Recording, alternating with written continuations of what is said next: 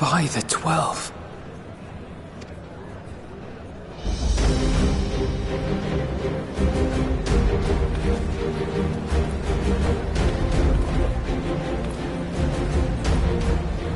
Glad you could join us. I hope you don't mind, but we went ahead and started without you. As you can imagine, our traveling companions were eager to become acquainted. 'Tis a rare thing indeed to see such a diverse and talented group of individuals assembled for a single purpose. We fight not only for the sake of Eorzea, but for the entire world, including the people of Garlemald. Much rides on the efforts of the Ilsabard contingent. Indeed, which is why I am glad to find myself in the company of many trusted comrades, yourselves included.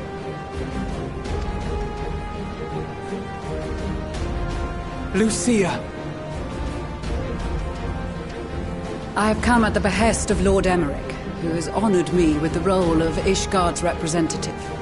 And for the good of all nations, not least my former homeland, I am determined to see this mission through to its end. We have a hard road ahead of us, but walk it we shall, together.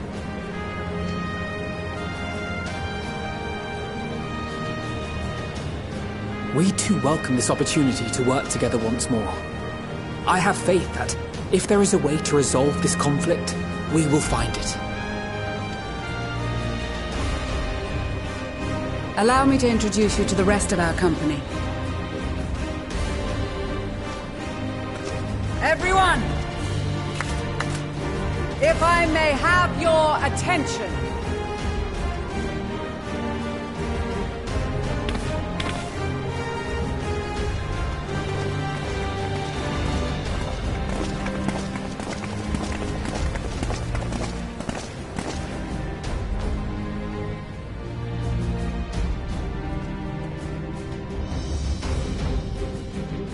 Might I ask you to speak first?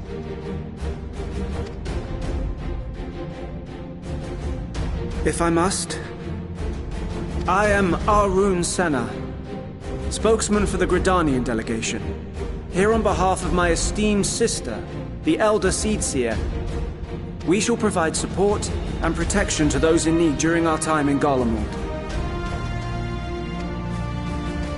To that end, I am joined by healers selected by the Conjurers Guild, with the Order of the Twin Adder's Finest serving as our escort.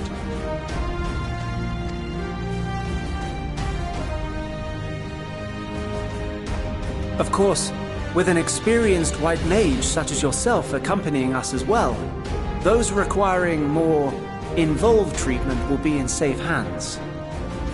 Raya O sends her regards, by the way.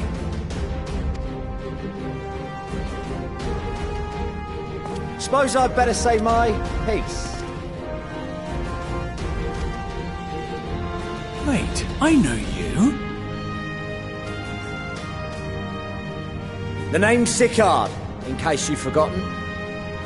Truth be told, I'd rather you had forgotten. Any road, the Admiral asked Captain Hilfear to send his best, and for whatever reason, he picked me. Of course, if I'd refused, I'd be the laughingstock of the bloody executioners, and my reputation's taken enough of a keyhauling as it is. But more importantly, like any pirate worth his salt, I know when you're staring down a storm, you gotta trust in the commander of your ship. So if the Admiral wants us to go to Garlemald, not for plunder and glory, but the promise of peace in our time, then that's what we'll do.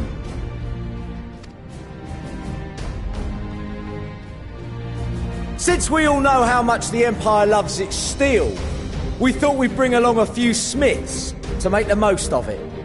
Give them a pile of scrap and they'll cobble together anything you fancy. Of course, just like the Gridanians, we got fighters of our own. We might have come with a more constructive purpose in mind, but we're more than capable of cracking skulls, believe you me.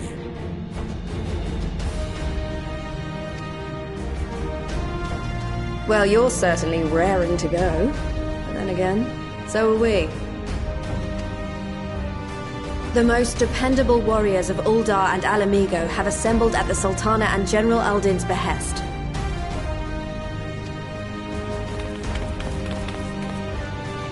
If Garlemald has truly fallen, then the whole place is likely to be crawling with Telophoroi. We'll need plenty of troops to clear and hold a path for others to follow.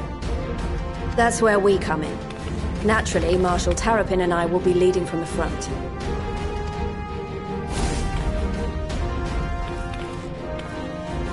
It's been some time since I last saw you in your element on the battlefield. From what I've heard, you've become pretty fearsome yourself. Master Matoya? The Avatar of Destruction?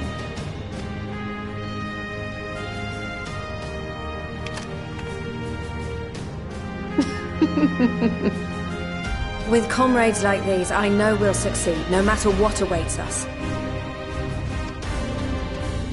And then we might finally get a chance to enjoy a good long rest. But until then, let's give it our all.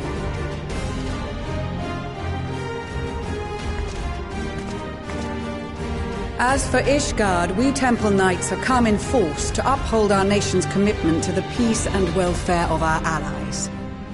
The bitter cold of Garlemald is a formidable enemy in of itself. Our experience fighting in ice and snow will prove invaluable in the days ahead. Accordingly, I have been designated commander of the Ilzabard contingent. I will do all in my power to provide you with the leadership and guidance you require. The four high houses, House Hylinart foremost among them, have arranged for a host of machinists to join us on our mission. Their knowledge of Imperial Magitech is sure to be a great boon. They will address any problems of a technical nature, together with the smiths of Limpsa Lomitsa. There is another awaiting introduction. Lord Amonelane!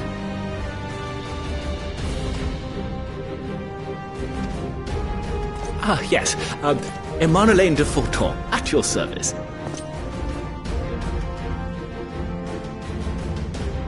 Though, lest there be any misunderstanding, I should stress that I've not become a fearsome warrior while you were away. Rather, far from it, actually. My brother, in his infinite wisdom, decided this would be an excellent chance to make something of myself. Oh, and fight for world peace and all that. But, should the opportunity arise for a spot of ballroom dancing, I will be your twinkle-toed gentleman of light.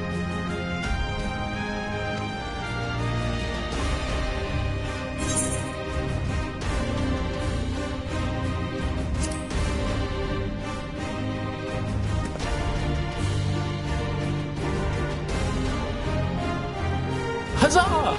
I cannot wait to regale Honoroa with my tales of derring-do. I believe that concludes introductions for the Grand Company of Eorzea. Our allies from the Eastern Alliance were due to arrive some time ago, but it would appear they have been delayed. Would that be the shinobi of Doma? Actually, they've been tasked with relaying messages back and forth between the various Eastern nations. According to Lord Hien, however, an equally capable company of warriors has been sent in their stead. Out of my way, you preening fool!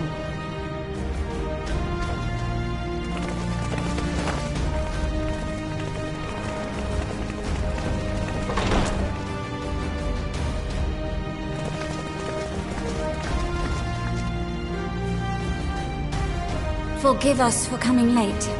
We are the delegates of the Eastern Alliance.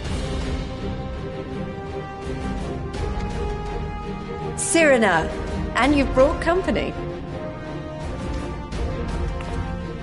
For battle and blood we come, as a step is sorely lacking in both. No towers befoul our lands, so we marched on those of Doma, only to find them beyond our reach.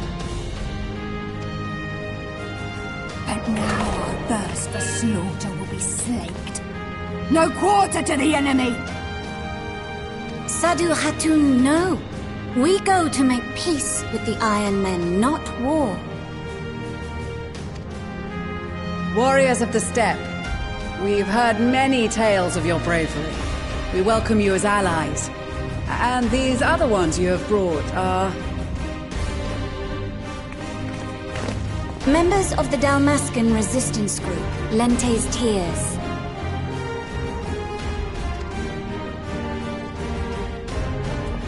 And the Bosnian resistance. Between them, they have a wealth of experience in espionage, and are particularly adept at infiltrating Imperial facilities. Which is fortuitous, since Garlemald's domain is so vast that I could never hope to handle reconnaissance duties all by myself. Dalmasca, Bosnia, Alamigo. All lands which have suffered the tyranny of the Empire. I would never presume to question your motives. Nevertheless, I must reiterate that our goal is to aid the victims of the Telophoroi, the common folk of Garlemald. And they are victims, make no mistake. Though I understand that many may struggle to see them as such. You're more right than you know. For every one of us that answered the call, there were a dozen that refused.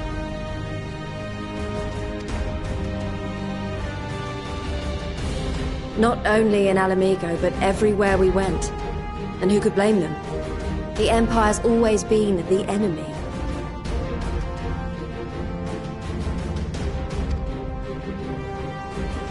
But after seeing what we've seen, fighting and working against and with Garleans, there's no denying the simple truth. They're just people. No different from you or I. They've got their share of liars and murderers, but so do we. So do we all.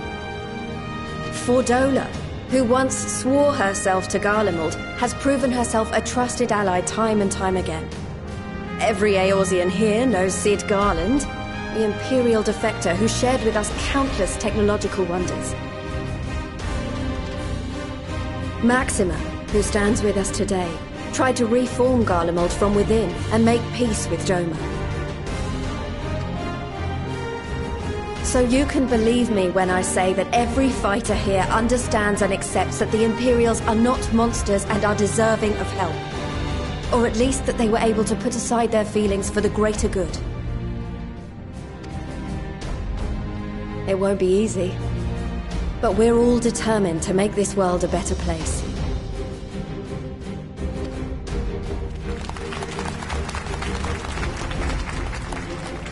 What lingering concerns I may have had were clearly unwarranted. I agree with everything you said wholeheartedly.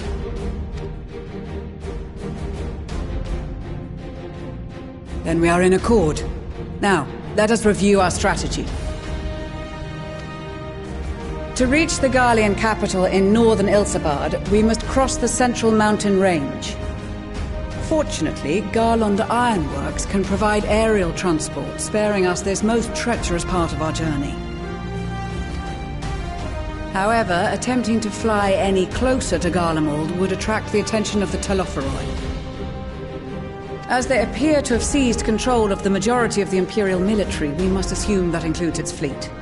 In addition, Garlemald possesses devices that can interfere with airship navigational systems, further discouraging an airborne approach.